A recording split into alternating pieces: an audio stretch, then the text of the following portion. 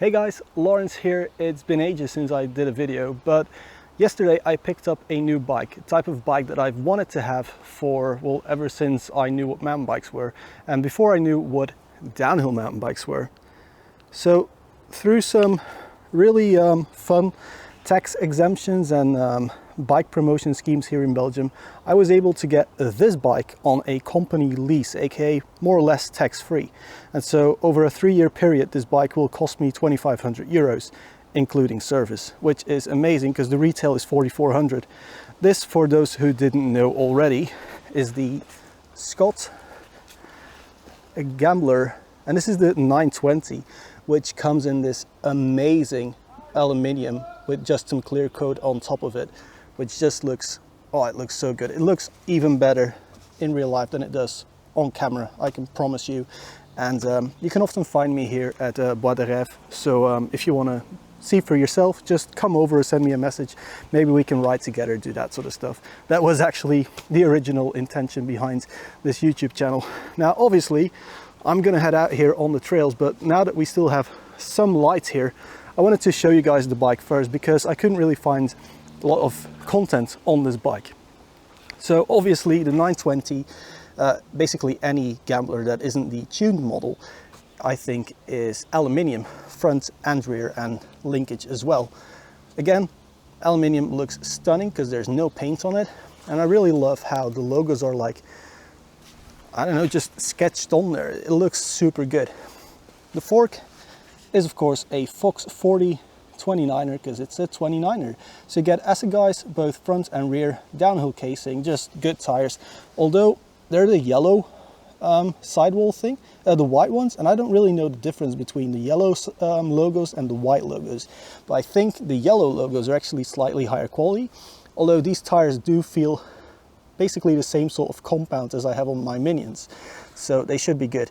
Now the fork is the Performance Elite, so it's basically the budget model. So all you get is compression adjustment and a rebound. I have set these like halfway through and I've got my fork pressure at 75 psi for the moment. I brought a pump because, again, I haven't really ridden this bike yet and I have to figure out what it's like to set up. The stem is not adjustable on this bike, so some stems you can actually move forwards or backwards. You can't do that with the standard stem. The handlebars, also aluminium, 800mm wide standard. Of course, you can cut them down as much as you want. What's interesting is the bike is very customizable from a geometry standpoint. So it actually comes with different headset cups. So you can also go 1 degree steeper or 1 degree slacker, but you do need a press to get these out and then in again. I think that's pretty much it for the front of the bike. In the back is a Fox Van. This is a size large and it comes with a 500-pound spring. I don't know if that's going to be enough for me. Over here at Bois de Rêve, probably enough, but when you go to really rocky, harsh trails, it may not be stiff enough. And I think you only have rebound. I think you only have compression on here. Maybe, oh yeah, here is a little rebound dial. So I'll have to set rebound somewhere in the middle as well. Again, haven't ridden it. The bike is in the low bottom bracket mode because, again, you can go high bottom bracket or low bottom bracket. What I like about this bike is every suspension bolt is the same Torx. So it's really easy to just tighten everything up or bolt check with a single Torx wrench. I've already gone and swapped out the seat clamp because it came with a quick release clamp, and obviously you get your pants caught on them and then you'll open up your seat clamp and the saddle will fly, and it's not advisable. In the back, again, an Assegai, and then you get the world's most enormous downhill derailleur with a tiny little cage. So this is the 7-speed version of SRAM GX, and it also has the SRAM GX shifter in the front. 7-speed, but this is not using the sort of, I think E13 has it where they put the flange way closer, so you just waste a lot of space. You can probably put an 11 or a 12-speed cassette on here should you want, but my dropper post enduro bike plans have been cancelled because this thing is way too slack and there's not a lot of insertion depth, so you really have to trim down your seat post if you want to do that. Then 30mm wide Syncross wheels. I don't know anything about these wheels. I hope they'll hold up to me being a little bit heavy from all the ice cream I've been eating. You know, the Corona kilograms are real. But that's basically it for a quick bike check. I forgot to tell you about the cranks. Those are the cranks. Truvativ Descendant cranks with a dub bottom bracket.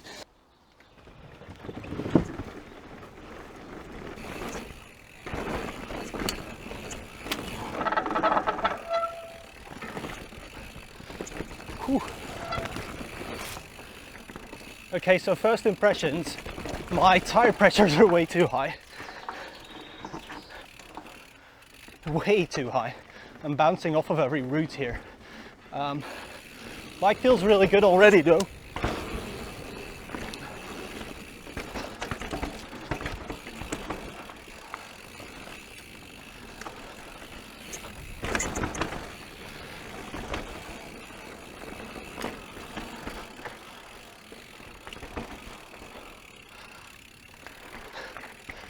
Alright, so that was basically it for the first part of it.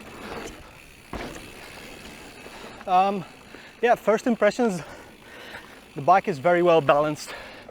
Let's go down this bit.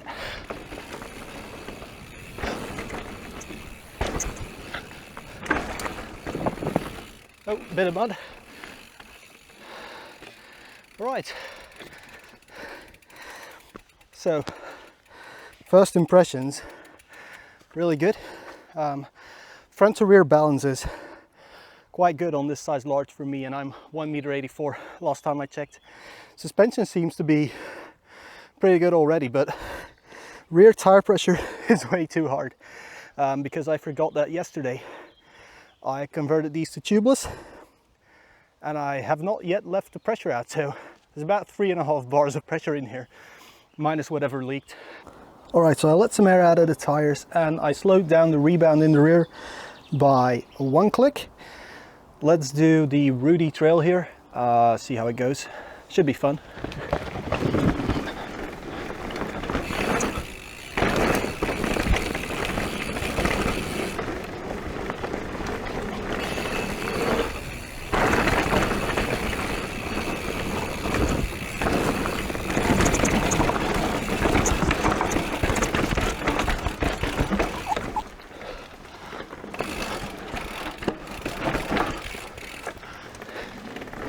Alright, so something I noticed is I actually seem to go a lot higher on this bike when jumping than with my enduro bike. Not sure why that is. You'd expect a bike with more travel to jump less high.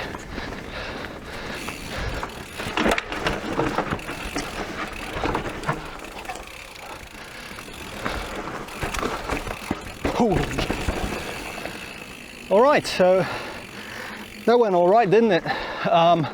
Struggling a little bit with weighting down the front wheel because it's so far out. Let's do these again.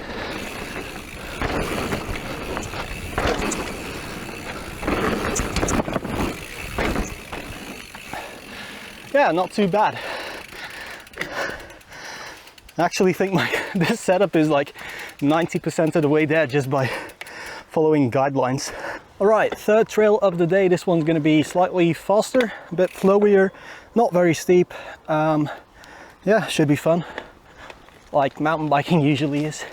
It actually starts off really flat, and then there's a sharp left corner, flat, followed by a little gap to, or huck to flat jump here, which is super smooth on this bike. Some more Rudy bits. I really have to remember to weight the front wheel. Maybe I should roll the bars forwards a little bit. That could maybe help.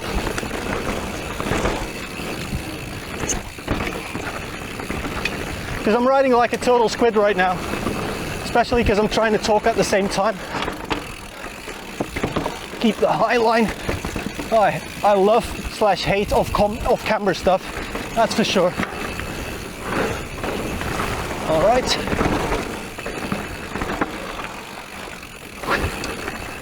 Whoops.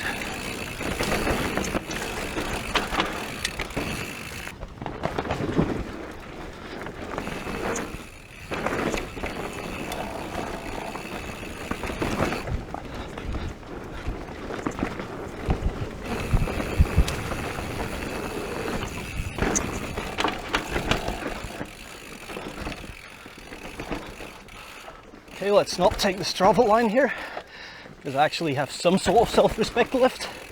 Okay. Oops.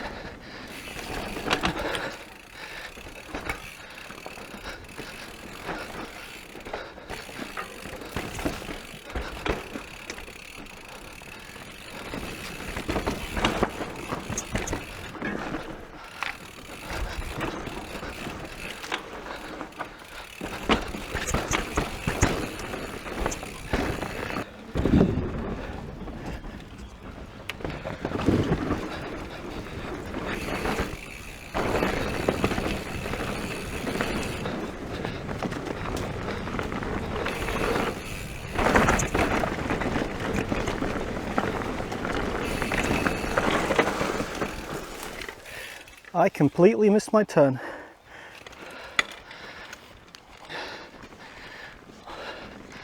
All right, second attempt. Let's not forget to take a right turn here.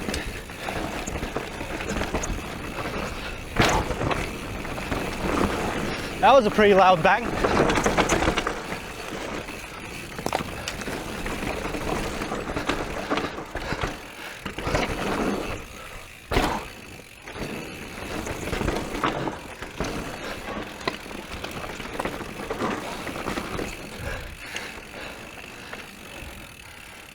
Whew. That was a very loud bang. I don't know what happened there. Bike looks all right. Didn't buzz the saddle or anything. Lost a little bit of sealant. So I probably just ran out of tire travel before I ran out of suspension travel. All right, so now we're going to do some really short, steep switchbacks, just to see how I deal with the length of this bike, because it's well over 2 meters long. It starts off just like the other trails over here. Take this little jump, then turn straight to the right. There we go. I'm actually going to take a slightly rougher line and have a massive crash. All right, second time's a charm. I actually just turned in on a longitudinal route and just lost the front.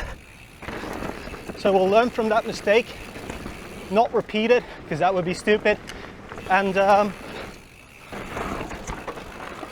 hopefully we'll do better this time. So we'll go over this little thing again, and then beautifully to the left of that route.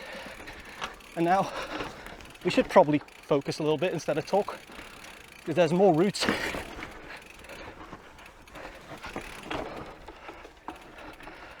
I can't turn the bars far enough. Okay, so that's problematic.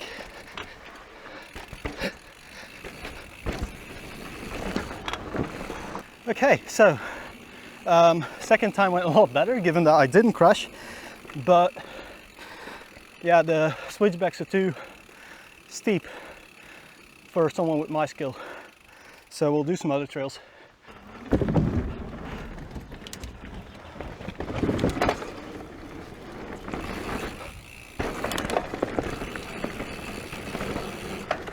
All right, we're going for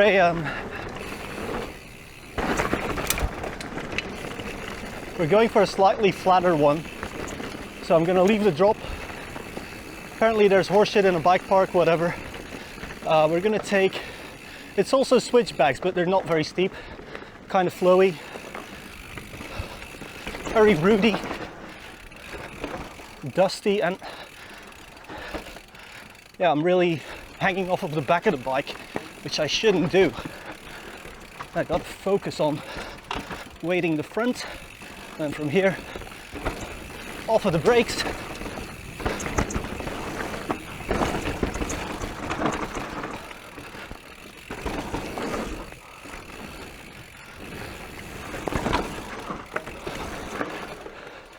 There we go. So I really got to focus on keeping on the front wheel, because unlike with my other bike, the front wheel isn't here. The front wheel is like 5 centimeters more forwards, so you really have to rely on that arm muscle, which I sadly don't have a lot of. All right, so it's a fair bit later now. I actually rolled the bars forwards a little bit, which I know really helps me weight down the front wheel. We're gonna do a really flowy one and pretty much just a straight line down the hill now.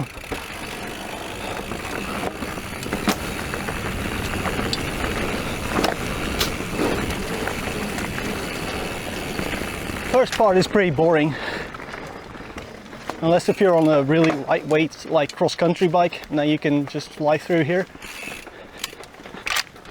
The shifting is off a little bit. Anyway, this is where it really starts.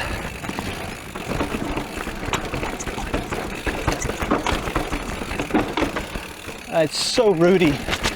Holy crap.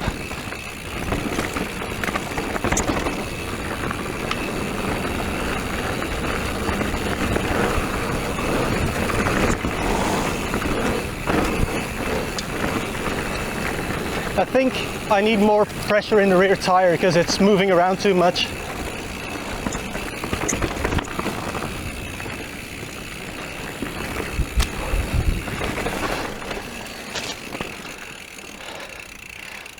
Okay, so the rear tire is definitely moving around a little much, kind of burping it, so let's go to the van, put some air in. All right, last run of the day that I'm actually gonna film because it's getting a bit dark, it's getting a bit late. I'm just gonna do the, I think it was the second run that I did today, just to verify that the changes I've been making actually do something. Now, for those wondering if you're gonna see more of this bike, the answer is probably yes, in bike park videos. But as you can see, I'm not very comfortable on a downhill bike yet.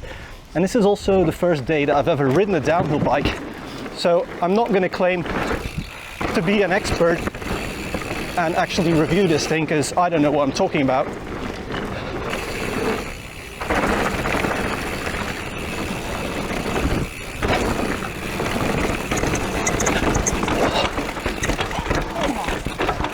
This bit is so flippin' rooty. And I completely missed my turn. So something I'm really struggling with is definitely weighting that front wheel, which is so far in front of me. I definitely think on my Spectral, the front wheel is about 10 centimeters closer to me. So it's really something to get used to, but we'll get there eventually. Let's do the rest of this drill.